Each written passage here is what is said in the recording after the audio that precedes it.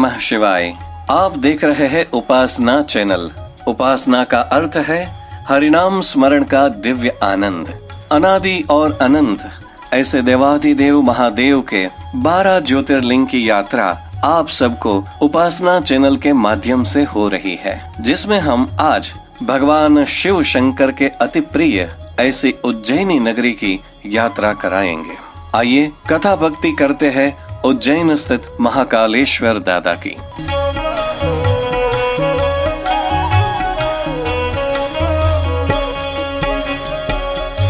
काल उसका क्या करे जो भक्त हो महाकाल का।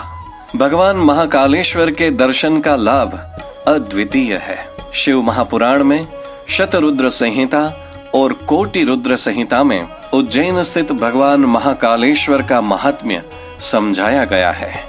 अवंती नाम से परम पावनी मोक्षदायिनी नगरी में वेद नामक एक ब्राह्मण रहता था। वेद हमेशा वेदों के स्वाध्याय और अध्ययन में संलग्न रहते थे। अपने घर में अग्नि की स्थापना करके अग्निहोत्र होम करते थे और भगवान शिव की पूजा में आराधना में मग्न रहते थे। वेद को 4 पुत्र थे, देवप्रिय, प्रियमेघा, सुकृत और सुव्रत। चारों पुत्र माता पिता की तरह भगवान शिव की आराधना में श्रद्धा रखते थे। उज्जैन नगरी में ब्राह्मण परिवार की शिव भक्ति का अनोखा तेज था। इस दरमियान रत्नमाल पर्वत पर दूषण नाम का एक असुर रहता था। ब्रह्मा जी का तप करके दूषण ने बल प्राप्त किया था। पृथ्वी पर जहाँ पर भी धर्म कार्य होते थे वो रोकने के हेतु से यज्ञ और तप करते हुए साधुओं और ब्राह्मणों को परेशान करता था। उज्जैन में ब्राह्मणों के द्वारा हो रही भक्ति से व्यथित दूषण उज्जैन आ पहुँचता है। वेद ब्राह्मण अपने चारों पुत्रों के साथ शिव संकीर्तन में व्यस्त थे। उसी समय तप कर रहे इन 5 शिव भक्तों पर दूषण प्रहार करने के लिए जैसे ही हाथ उठाता है, उसी समय भक्तों के प्रिय भगवान शिव प्रकट होते हैं। भक्त वत्सल ऐसे भगवान शंकर राक्षसों को उसी क्षण भस्म कर देते हैं और 5 भक्तों को दर्शन का लाभ देते हैं। ब्रह्म परिवार भगवान शिव से मोक्ष की याचना करता है और भक्तों के रक्षण हेतु उज्जैन में सदा स्थापित रहने का आशीर्वाद मांगता है। प्रसन्न होकर भगवान ज्योतिर्लिंग स्वरूप में उज्जैन में स्थायी होते हैं और उज्जैन को सदा रक्षित बनाते हैं। समय का पहिया आगे बढ़ता रहता है। उज्जैन में चंद्रसेन नामक एक राजा था। भगवान शिव के परम भक्त चंद्रसेन को भगवान शिव के पार्षद मणिभद्र जी ने चिंतामणि नामक एक महामणि भेंट में दिया था। उज्जैन पर कभी कोई राजा आक्रमण नहीं करता था, पर चंद्रसेन के पास इस दिव्य मणि था और इस महामणि से आकर्षित होकर सभी पड़ोसी राज्यों ने आक्रमण की योजना बनाई।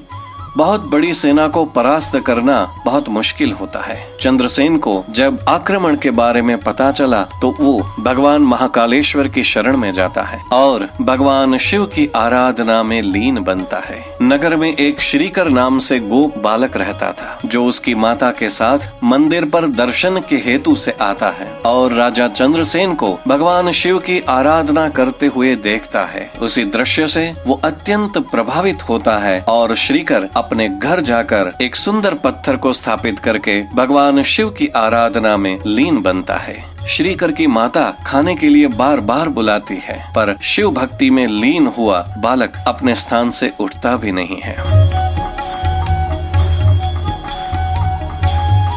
बार बार बुलाने पर भी जब श्रीकर खड़ा नहीं होता है, तब माता बालक जिस पत्थर की पूजा करने में व्यस्त था उस पत्थर को उठा के फेंक देती है। श्रीकर शिव नाम का जाप जपते हुए मूर्छित हो जाता है। जब सभान अवस्था में आता है तब दृश्य बदल गया होता है। जिस पत्थर को माता ने उठाकर फेंक दिया था वो पत्थर फिर से वहीं स्थापित हुआ पाता है और वो शिवलिंग के स्वरूप में चमक उठता है। इस बारे में जब राजा चंद्रसेन को पता चलता है तो क्षण भर का विलंब किए बिना वो सीधा ही श्रीकर के निवास पर पहुंचता है और आते ही श्रीकर को गले लगा लेता है। उज्जैन नगरी में हुए इन चमत्कारों की जानकारी पाते ही पड़ोसी सभी राजाओं ने उज्जैन पर आक्रमण करने की जो योजना बनाई थी उस योजना को छोड़ मोक्षदायिनी नगरी में भगवान शिव के दर्शन हेतु आगमन करते हैं। आगे की कथा के अनुसार रुद्र स्वरूप हनुमान जी वहाँ पर आते हैं और श्रीकर तीर्थंकर को आशीर्वाद देते हैं और कल्याणकारी ऐसी शिव भक्ति प्रदान करते हैं। पूरे नगर में खुशी का माहौल बन जाता है और इस तरह से भगवान शिव अवंती नगरी को हमेशा रक्षित रखते हैं। दक्ष यज्ञ के समय जब सती ने देह समर्पित किया था,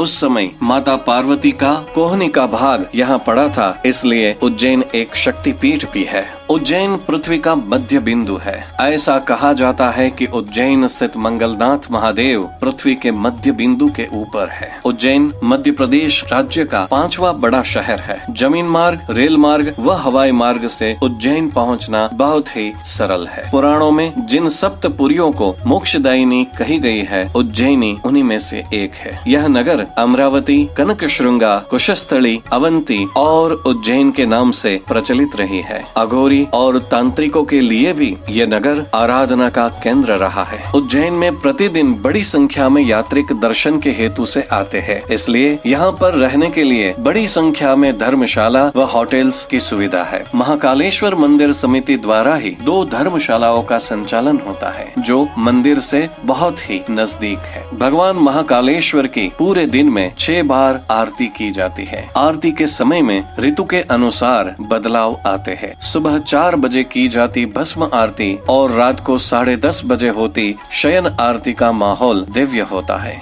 सुबह भगवान को जलाभिषेक किया जाता है और इस समय गर्भगृह में प्रवेश व भस्म आरती का लाभ लेने के लिए पहले से पंजीकरण कराना जरूरी रहता है। महाकालेश्वर मंदिर की वेबसाइट पर से अथवा मंदिर के पंजीकरण कार्यालय से निःशुल्क पंजीकरण करवाया जा सकता है। भस्म आरती के पहले भगवान शिव का जो जलाभिषेक होता है, उसके लिए गर्भगृह में प्रवेश वांछुक पुरुषों को धोती और स्त्रियों को साड़ी पहननी जरूरी रहती है। जलाभिषेक के बाद समस्त भक्त वृंद मंदिर के नंदी हॉल, गणेश मंडपम और कार्तिकेय मंडपम में स्थान लेते हैं। वेदोक्त मंत्रों के साथ भगवान की विशेष पूजा होती है और उसके बाद भस्म अर्पण की जाती है। यह भस्म भी शिव महापुराण में वर्णित विशेष पद्धति से तैयार की जाती है। उसके बाद भगवान का श्रृंगार होता है और आरती होती है।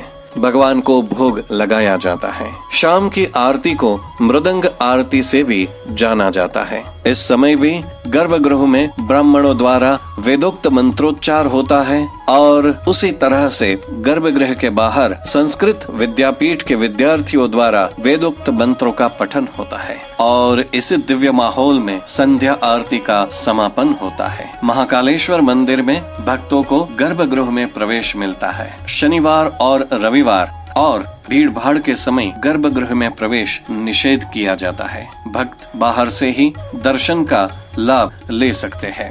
शिवलिंग विशालकाय होने से भक्त बाहर से भी बहुत सरलता से भगवान के दर्शन का लाभ ले सकते हैं और दर्शन की संतुष्टि प्राप्त कर सकते हैं। महाकालेश्वर मंदिर के परिसर के बारे में अभी और भी रसप्रद बातें बाकी है, जो हम अगले एपिसोड में जानेंगे। आशा करता हूँ आप सबको ये एपिसोड बहुत ही पसंद आया होगा। एपिसोड को लाइक करना और अपने मित्र और परिजनों के साथ शेयर करना। कल मिलते हैं इन्हीं बातों के साथ इसी कार्यक्रम में उपासना चैनल पर। ओम नमः शिवाय।